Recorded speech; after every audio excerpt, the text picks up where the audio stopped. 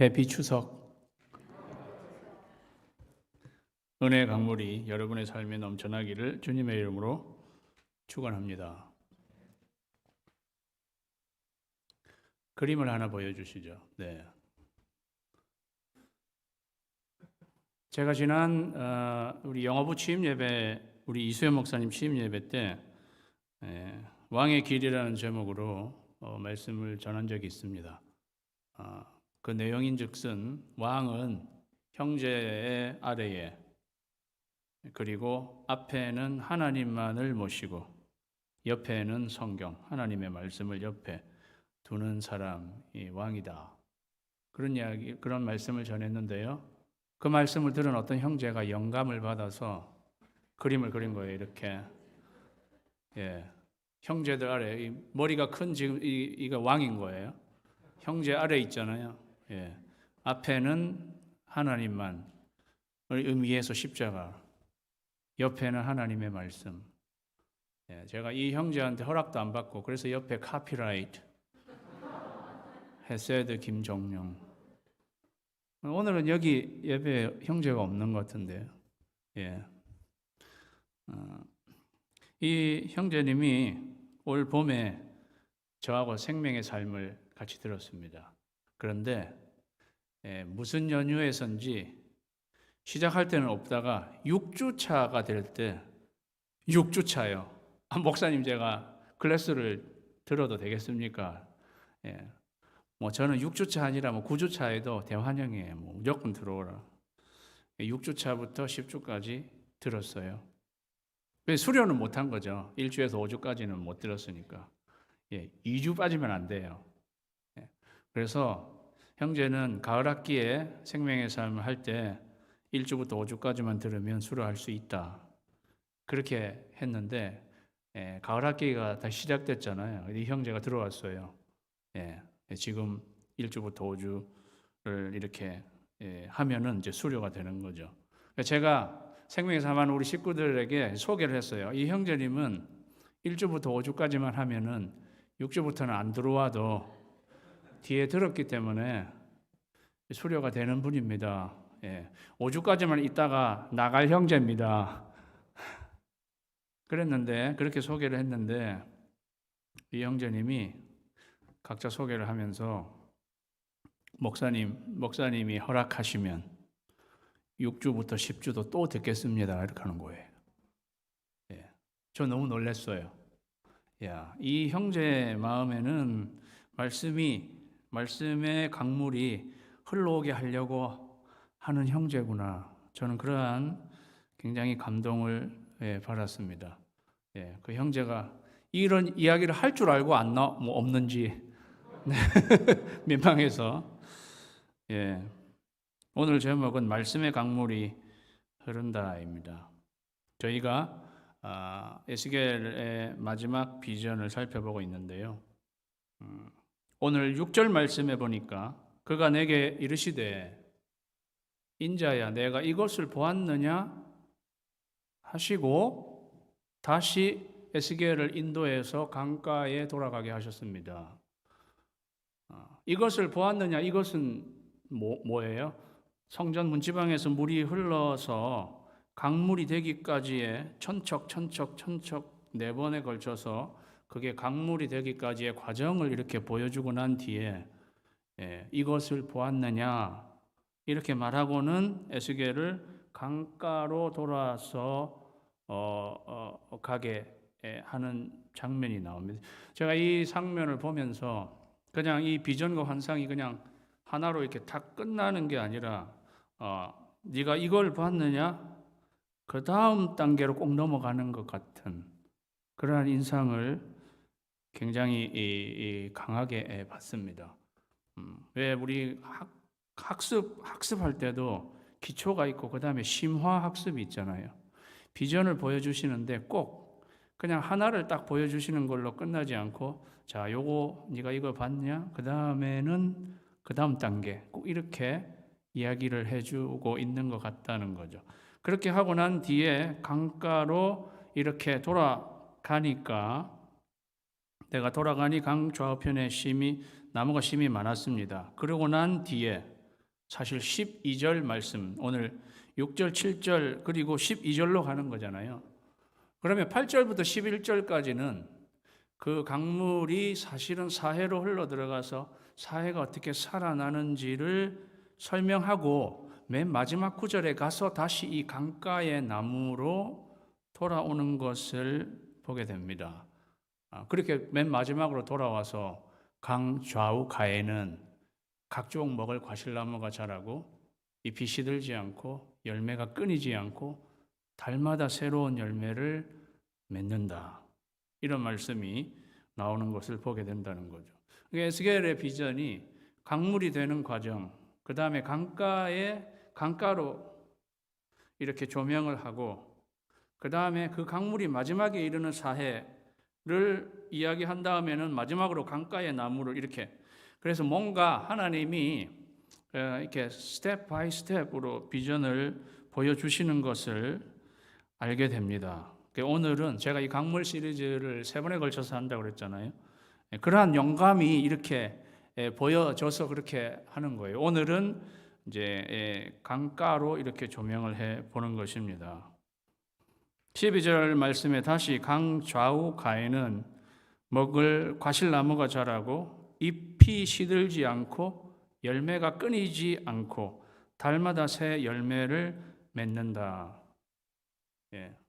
여기 강가가 나오고요. 강가, 시냇가, 강가, 나무, 그 다음에 잎사귀, 그 다음에 잎이 시들지 않는다. 그리고 열매가 맺힌다. 이 정도 하면은 여러분은 생각이 나는 구절이 없으십니까? 강가, 그 다음에 나무, 잎사귀가 마르지 아니함, 열매 맺는다. 고개를 끄덕이시는 분들은 그렇죠. 시편 1편 2절 3절 말씀입니다. 오직 여호와의 율법을 즐거워하여 그 율법을 주야로 묵상하는 자로다. 그 다음에 3절. 그는 시냇가에 심은 나무가, 시편 1편에는 시냇가라고 돼. 시냇가의 히브리어 펠레그라고 하는 강입니다, 사실. 강가에 심은 나무가 똑같은 말이에요. 강가에 심은 나무, 철 따라 열매를 맺으며, 시냇가, 강가, 나무, 잎사귀가 마르지 아니함, 그리고 열매 맺는다. 그렇다고 하면 에스겔에 나와 있는 이 말씀, 시편 1편 2절 3절에 있는 이 말씀과 서로 상응하는 거죠. 그렇다고 하면 이 강물은 요거 2절 말씀을 다시 떠올릴 수 있나요? 오직 여호와의 율법을 즐거워하여 그 율법을 주야로 묵상하는 자로다. 율법, 하나님의 말씀, 그게 시내처럼 흐르고 그 옆에 시냇가에 심기운 나무, 그죠? 시내가 흐르는데 이거는 여호와의 말씀, 율법, 그리고 그 옆에 심겨진 나무니까 이 강물은 에스겔의 이 말씀과 시편 1편 이 말씀이 서로 매치가 된다면 이렇게 흘러내리는 이 강물은 말씀의 강물인 거죠. 성경이 성경을 해석한다. 거의 정확하게 이 말씀은 말씀의 강물인 것입니다. 그래서 우리 첫 번째 영적인 진리 다 같이 읽겠습니다. 시작. 말씀이 내 안에 흐르게 하라는 거예요. 왜? 말씀은 강물처럼 흘러가는 거니까. 흘러오게 하라는 거예요. 말씀이 내 안에 강물처럼 흐르게 하라는 거예요. 성전, 성소는 하나님의 임재가 있는 곳, 그리고 지성소에 지난주에 말씀드린 거는 하나님의 임재는 법궤 위, 속죄소 위에 시은소, 하나님의 은혜가 임하는 그곳에서 흘러나오는 물은 은혜의 하나님, 은혜의 강물이었. 그런데 그 법궤 안에는 뭐가 들어 있습니까? 십계명과 아론의 쌍난 지팡이, 그리고 만나를 담은 항아리가 들어 있는 거죠. 이렇게 법궤 안을 이렇게 살펴본 거예요. 법궤 안에는 이게 들어 있어요. 제일 먼저 들어있는 게 십계명, 하나님의 율법, 하나님의 말씀이 들어있는 것입니다. 그러니까 생각해 보세요. 이 법궤 안에 들어있는 하나님의 말씀, 거기에서 흘러나오는 물은 말씀의 강물인 거죠. 예. 사랑하는 여러분, 예수님은 성전이십니다. 예. 예수님은 성전된 나를 가리킨 것이죠. 예수님이 성전이에요. 근데 예수님은 말씀이십니다. 예. 태초에 말씀이 계시니라. 이 말씀이 하나님과 함께 계셨으니 이 말씀은 곧 하나님이시니라. 말씀이 육신이 되어 우리 가운데 거하셨다고 그랬어요. 여기서 말하는 말씀은 누구십니까? 예수님입니다. 요한복음 1장 1절 제가 이야기하는 거잖아요. 태초에 예수님이 계시니라. 이 예수님이 하나님과 함께 계셨으니 이 예수님은 하나님이시니라. 이 예수님이 육신이 되어 오셨다. 이 예수님은 말씀이신 거죠. 성전은 예수님. 그러니까 성전 이퀄 예수님 이퀄 말씀. 그러니까 말씀. 거기에서 흘러나오는 물은 말씀의 강물인 것입니다. 사랑하는 여러분, 그러니까 말씀이 강물처럼 흘러나오니 여러분의 삶에, 여러분의 인격에 말씀이 흘러 넘치게 되기를 주님의 이름으로 축원합니다. 여러분에게 뭐가 그냥 계속 흐르시는 거예요? 뭐가 계속 여러분에게 흘러서 들어오는 것입니까? 창세기 2장 10절에도 보면 강이 에덴에서 흘러나와 동산을 적시고 거기서부터 갈라져 네 근원이 되었다. 강이 에덴에서 흘러나와서 에덴 동산을 적셨다고 그랬어요. 예. 저와 여러분이 동산이라면 말씀의 강물이 우리를 확 적셔야 되는 거죠. 예. 사랑하는 여러분, 저희는 사사기를 묵상하고 있습니다. 그죠? 생명의 삶에서. 그런데 말씀이 전혀 흘러가지 않는 이스라엘 백성들의 삶이 어떠냐를 보여주는 거예요. 엉망진창인 거지. 예, 엉망진창인 거죠. 말씀이 전혀 그들에게 흘러가지 않은 그러한 인생, 엉망진창인 인생을 살아가게 되는 것입니다. 그래서요, 말씀이 나에게 흐르려면은 말씀이 쏟아지는 곳으로 확 들어가야 돼요. 예, 어떻게 내가 말씀이 내 삶에 흐르게 하려면 말씀이 이렇게 쏟아지는데 폭포수처럼 쏟아지는 그 안으로 이렇게 확 들어가야지 말씀은 나에게 흘러 들어오는 것입니다. 필리핀에 가면은요, 저 필리핀 우리 교회에서 원하는 우리 정대섭 선교사님 마닐라에 침례신학교를 세우시고 지도자들을 신학생들 양성해서 이제 선교 사역 하시는데 제가 필리핀에 제가 2번 갔나 3번 갔나 생각이 잘 안 나요. 단기 선교를 갔는데 한 번은 그 팍상한 폭포라는 그 명소예요. 관광지인데 가게 됐어요. 그게 가신 분은 혹시 있을지 모르겠어요. 폭포가 저기 강 저쪽 위에 있는데 강을 거슬러 올라가야 되는데 거기 이제 관광지니까 거기서 배를 타고 거슬러서 강을 거슬러 올라가게 이렇게 돼 있더라고요. 사람들이 옆에서 노를 저어주고 이래가지고 막 배를 올라갔는데 거기 올라가면요 그 박상 안에 폭포가 있어요. 예. 근데 이제 그 배가 폭포를 확 지나요. 다 젖는 거예요. 다 젖는 거. 와. 근데 뭐 그게 굉장히 시원한데 와 배가 이제 글로 폭포 밑으로 싹 지나갔다 오면 우린 전부 다 젖는 거지. 예. 얼마나 시원한지. 우리가 말씀이 나에게 막 흘러 넘치게 하려면요. 말씀이 쏟아지는 대로 막 지나야 되는 거예요, 이렇게. 예. 그래야지 나한테 흘러 넘칠 수 있다는 것입니다. 아모스 선지자가 아모스 8장 11절에서 13절에 이렇게 이야기하고 있습니다. 주 여호와의 말씀이니라. 보라, 날이 이를 땐 내가 기근을 땅에 보내는데 양식이 없어 주림이 아니고 물이 없어 가람이 아니다. 여호와의 말씀을 듣지 못한 기갈이다. 사람이 이 바다에서 저 바다까지 북쪽에서 동쪽까지 비틀거린다는 거예요.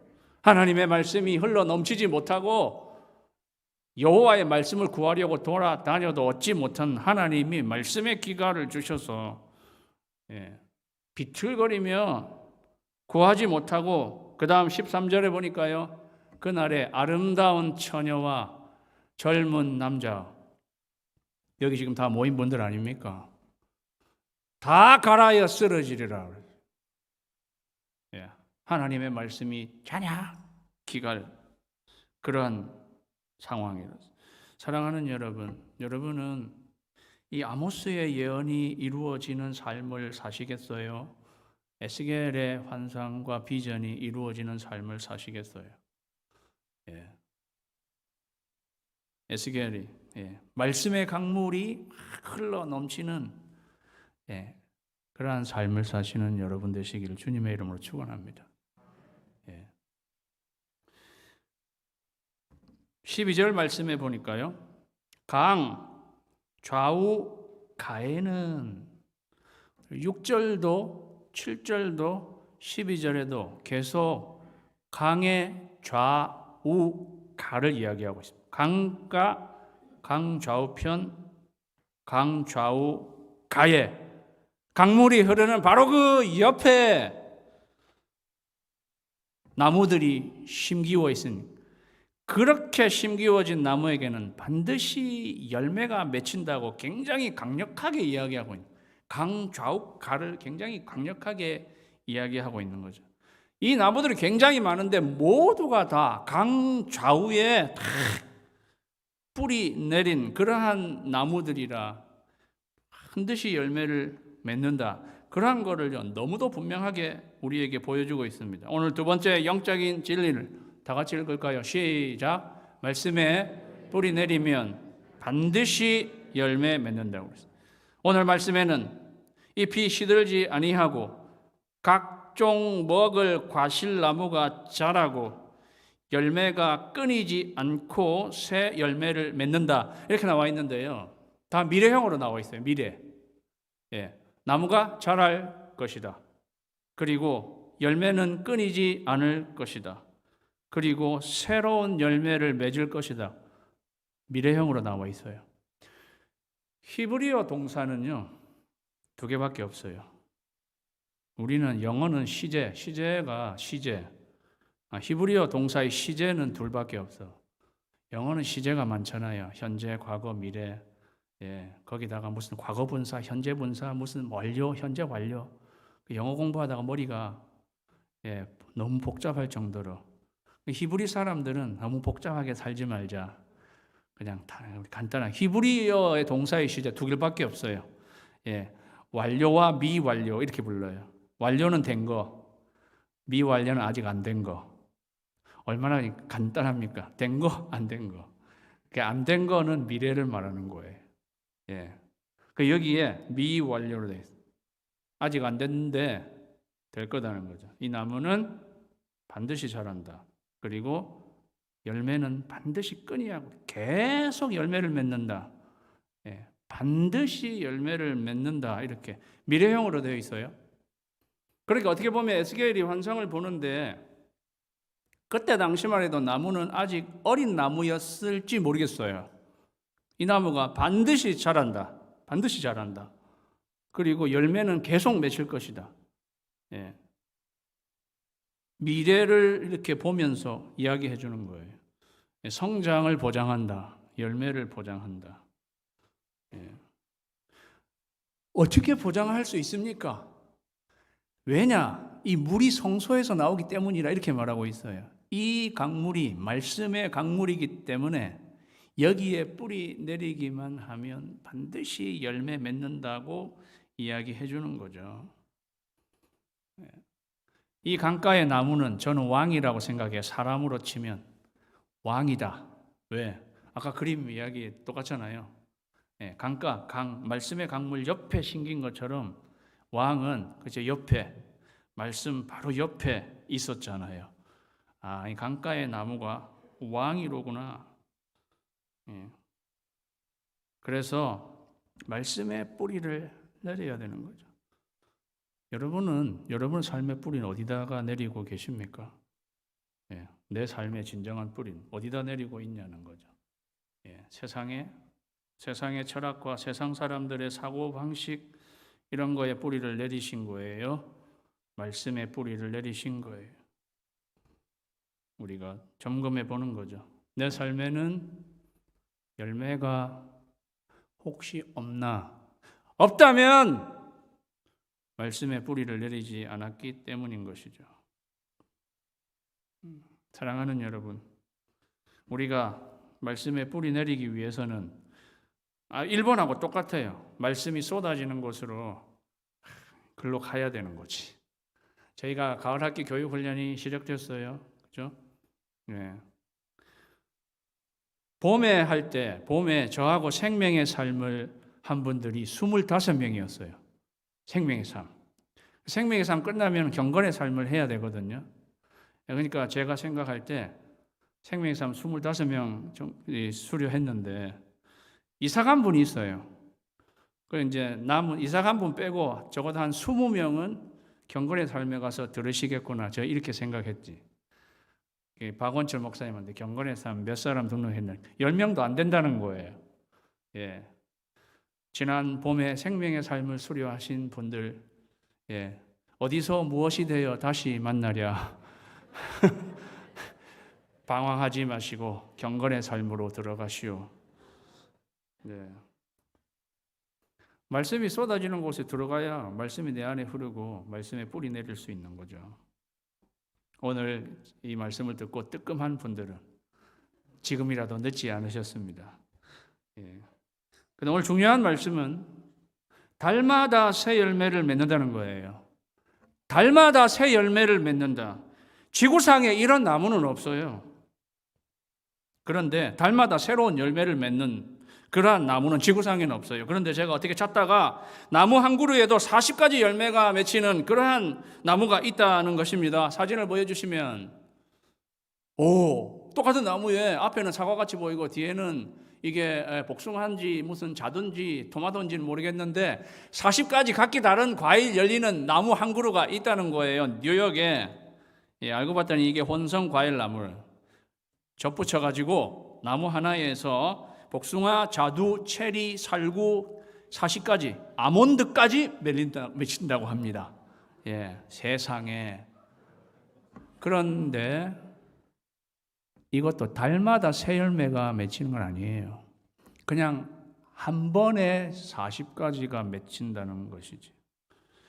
요한계시록에는 생명나무는 한 해에 12가지 열매를 맺는데 달마다 다른 열매를 맺는다고 했어요. 에스겔이 달마다 새로운 열매를 맺는다. 지구상에 그런 나무는 없다면 뭘 말하는 걸까요? 달마다 새로운 열매를 맺는. 묵상해 보는 거죠. 매달 우리의 삶이 새로워진다는 것입니다. 말씀에 뿌리 내리면 달마다 새로운 삶. 누구든지 그리스도 안에 있으면 새로운 피조물이라. 이전 것은 지나갔으니 보라 새 것이 되었도다. 사랑하는 성도 여러분, 우리가 말씀에 뿌리 내리면 8월과 다른 9월과 다른 10월을 사실 수 있다는 사실을 정말로 다람쥐 쳇바퀴 돌듯이 다달이 그냥 같은 인생이 아니라 하나님의 말씀에 뿌리 내리면 이전 달과 다른 새로운 삶을 살 수 있는, 그래서 달마다 새로운 열매를 맺는 여러분 되시기를 주님의 이름으로 축복합니다. 얼마나 큰 축복입니다. 축복입니까? 그래서 제가 에스겔의 강물의 이 비전을 보면서 인생의 첨보마다 큰 은혜를 경험하고 달마다 새 열매를 맺는다. 그거를 보여주는 거구나. 따라 하실까요? 인생의 첨보마다 큰 은혜를 경험하고 달마다 새 열매를 맺는다. 할렐루야. 말씀에 뿌리 내리면 그렇게 될 수 있다는 거예요. 하나님, 내 삶은 달마다 새롭게 해주십시오. Why not? 네가 말씀에 뿌리 내리면 그렇게 될 수 있다는 거죠. 오늘 마지막 12절의 마지막 구절을 그 열매는 먹을만하고 그 잎사귀는 약 재료가 되리라.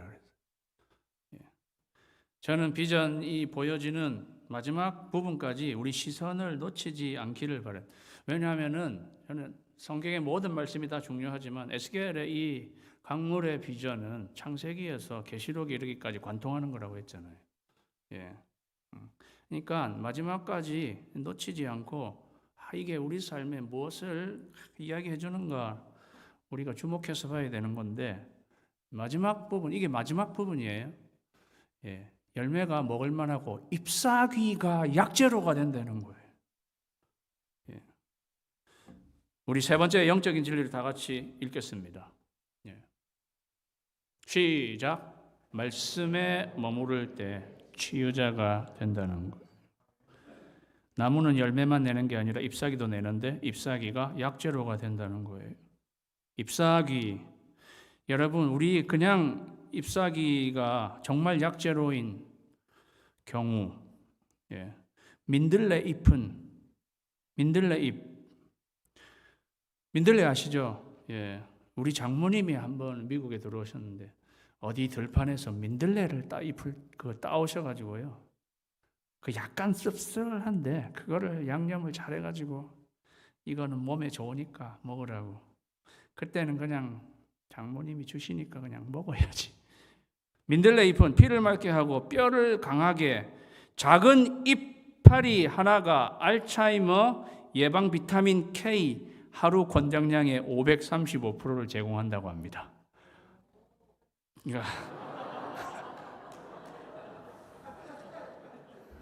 그런데 제가 지금 민들레 이야기를 하려고 하는 게 아니라 잎사귀가 이런 치료제다. 예.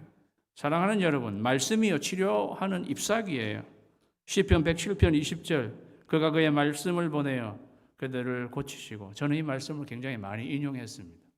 말씀을 보내서 이건 치료의 잎사귀, 그들을 고치십니다. 내가 이렇게 말씀을 흡입하면은요, 예, 내가 치유되고 회복됩니다. 상하고, 내가 상처되고, 상하고, 아픈 그러한 마음도 말씀을 내가 흡입할 때 치유되는 거예요. 치유되고 내가 회복되는데, 오늘 이 말씀은 내가 치유되고 회복하는 선에서만 그치는 게 아니라 내가 치료자가 되는 데까지 나아가게 한다는 것입니다.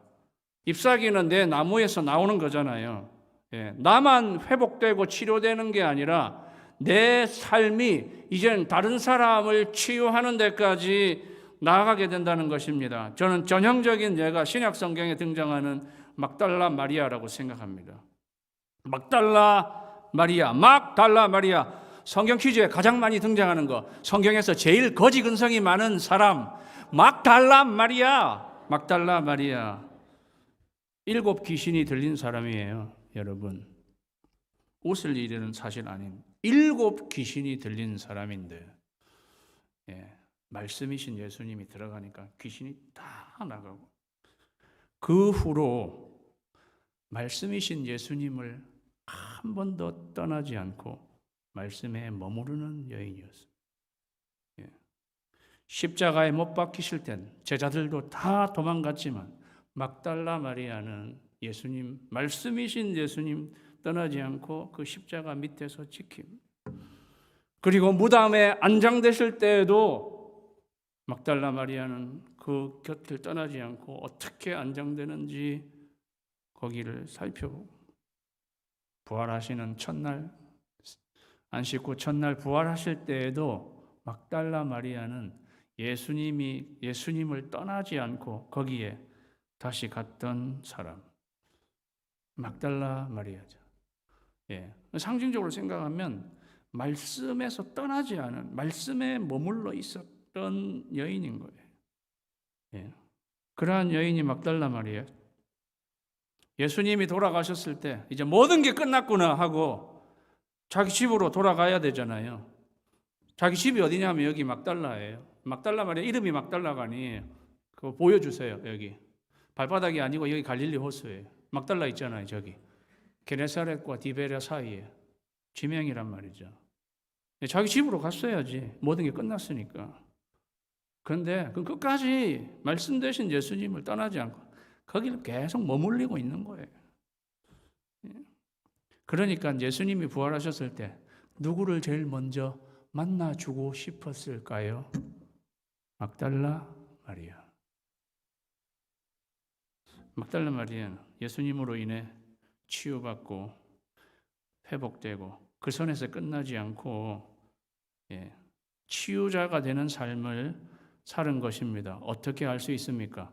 신약 성경에 그 누구보다도 예수님의 어머니인 마리아보다도 더 많이 더 위에 높여진 인물로 등장하게 되니까 얼마나 많은 사람들이 막달라 마리아를 통해서 치유받고 치유자의 삶을 살아가는 그녀의 삶을 통해서 영향을 받아서 성경에 막달라 마리아 가장 많이 어떻게 보면 이름이 나오게 되는 막달라 마리아가 막주라 마리아로 바뀐 거죠. 막달라라는 뜻이 타워라는 뜻이에요. 그 지명이 가져다주는 의미가 정말 많이 있습니다. 그는 그렇게 높아진 어떻게 보면 그러한 마리아가 된 거죠. 그녀는 이렇게 말하는 거예요. 나를 보세요. 저는 7 귀신 들렸던 여자였습니다. 저를 보세요. 7 귀신이 들렸던 사람이었어요. 그런데 말씀 되신 예수 그리스도에 계속 머물렀던 이 여인, 다른 사람을 치유하는 사람, 그렇게 살아간 것입니다. 얼마나 의미 있고 복된 것입니까? 사랑하는 여러분, 저와 여러분의 삶은 말씀 되신 예수 그리스도에게 머물러 있다면 여러분도 여러분이 치유되고 회복되는 선에서 나아가서 다른 사람을 치유하는 내 삶에서 나오는 그 잎사귀가 그 사람에게는 약재료가 되는 그러한 복된 삶을 사실 수 있는 저와 여러분이 되시기를 주님의 이름으로 축원합니다. 기도하겠습니다.